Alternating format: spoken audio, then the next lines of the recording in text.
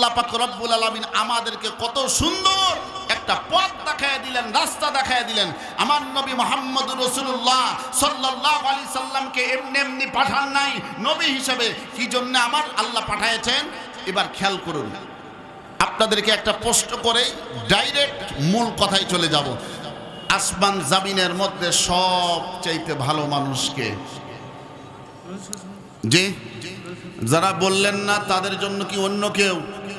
হ্যাঁ, মুজিবুর রহমান, জিয়াউর রহমান, ইরশাদ পাগলা, কে?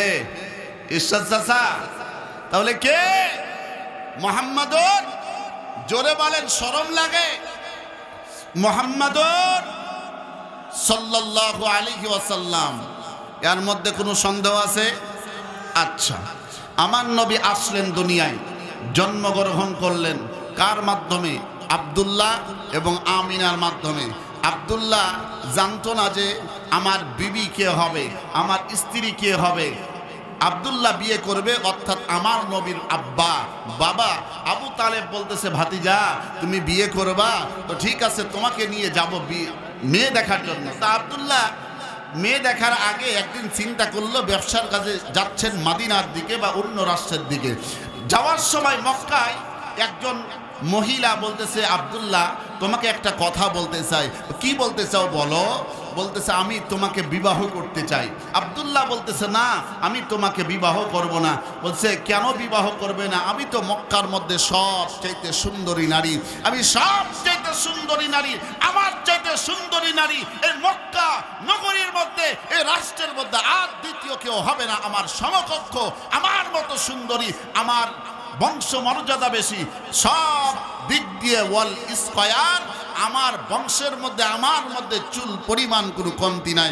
আব্দুল্লাহ তুমি আমাকে বিবাহ করবে না কেন? এমন সময় আব্দুল্লাহ বলল, আমার অভিভাবক আছে, আমার মালিক আছে। এই কথা বলে আব্দুল্লাহ চলে গেল। আবার 6 মাস পরে আব্দুল্লাহ ওই রাস্তা দিয়ে যাচ্ছেন, যাওয়ার সময় বলতেছে, আব্দুল্লাহ ও আব্দুল্লাহ কি ব্যাপার, তুমি বিবাহ করেছো? আব্দুল্লাহ তো আশ্চর্য, 6 মাস আগে আমাকে বিবাহ দিয়েছে, আমাকে বিবাহের প্রস্তাব দিয়েছে, আমাকে বলেছে বিবাহ তাকে করার জন্য, আমাকে বলেছে আব্দুল্লাহ তোমাকে আমার অনেক পছন্দ, তোমাকে বিবাহ করতে চাও, তুমি আমাকে যদি বিবাহ না করতে চাও তাহলে আমি তোমাকে বলতে চাই, ওরে আব্দুল্লাহ তোমাকে আমি বলতে চাই, বৈধ পথে না বহিলে অবৈধ পথে কমপক্ষে আমার সাথে সম্পর্ক করো। চিৎকার দিয়ে বলি আল্লাহু আকবার, আরো জোরে বলেন আল্লাহু আকবার। আমার নবীর আব্বা আব্দুল্লাহ তাকে এত পছন্দ করেছে, কারণটা কি? এবার শুনুন মূল কথা। আব্দুল্লাহ বলতেছে, আমি না, আমার যে বিবাহ হয়েছে তুমি কেমনে বুঝলা?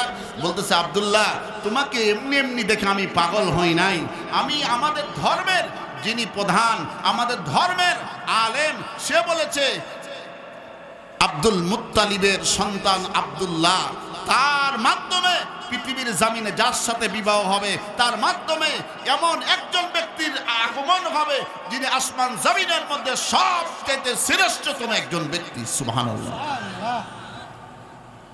তার নাম হবে মুহাম্মদ। তার নাম কি? মুহাম্মদ। এই কথা বলার পরে আব্দুল্লাহ তো আশ্চর্য হয়ে গেল, বলতেছে, আব্দুল্লাহ তোমার ভিতর থেকে সেই নূরটা, তোমার স্ত্রী যার সাথে তোমার বিবাহ হয়েছে তার মিলনের মাধ্যমে, সম্পর্কের মাধ্যমে তার ভিতরে, তার রেহেমের মধ্যে সেই নূরটা চলে গেছে। সুবহানাল্লাহ বলবেন না? ও আল্লাহর বান্দা বান্দিরা, গভীর মনোযোগ দিবেন। আমিনা চলে গেলেন ব্যবসার কাজে, যাওয়ার পরে তিনি ইন্তিকাল করলেন। এদিকে আমিনা তার 1 মাস 2 মাস 6 মাস করতে করতে যখন 10 মাস 10 দিন হয়ে গেল, এরপরে তিনি পৃথিবীর জমিনে মুহাম্মদুর রাসূলুল্লাহ সাল্লাল্লাহু আলাইহি সাল্লাম আগমন করলেন। আমার নবী বিশ্বনবী পৃথিবীতে আসার পরে আবু লাহাব এর কাছে তার বান্দি বুঝেন তো, বাদী এসে বলতেছে আবু লাহাবকে যে, আমার মালিক আপনার চাচা, আপনার ভাতিজা হয়েছে, আব্দুল্লাহর পুত্র হয়েছে সন্তান। সে খুশি হয়ে বলতেছে, ওরে আমার বান্দি, তোমাকে আমি আজাদ করে দিলাম। বলুন আল্লাহু আকবার।